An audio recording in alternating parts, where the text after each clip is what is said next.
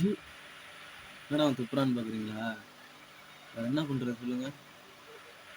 நாமக்கல் மாவட்டத்தில் குமாரபாளையம் ஊரில் ஒரு தனியார் கல்வி நிறுவனம் நடக்குது. அது 400 பேர்கிட்ட அங்கே உள்ள சாப்பாடு தண்ணியை பிடிச்சி ஃபுட் பாய்சன் ஆகி ஆஸ்பத்திரியில் சேர்ந்துருக்குறாங்க, மருத்துவமனையில் சேர்ந்துருக்காங்க.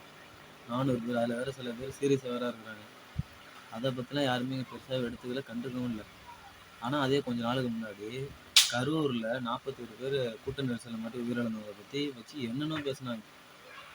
41 பேர் இறந்துட்டாங்க, இதுக்கு யாரு காரணம், இதுக்கு யாரு காரணம்? விஜய் தான். ஏன்னா விஜய் என்ன வந்த ஒரே காரணனால தான். இதே வேற ஒருத்தவங்க வந்து இதுமாதிரி அந்த சம்பவம் நடந்தால் அது பெருசாக பேசியிருக்க மாட்டாங்க இல்லையா? விஜய் தான் இருந்தது. ஆனால் இப்போ இந்த 400 பேருக்கு வந்து யாரும் பேசலை.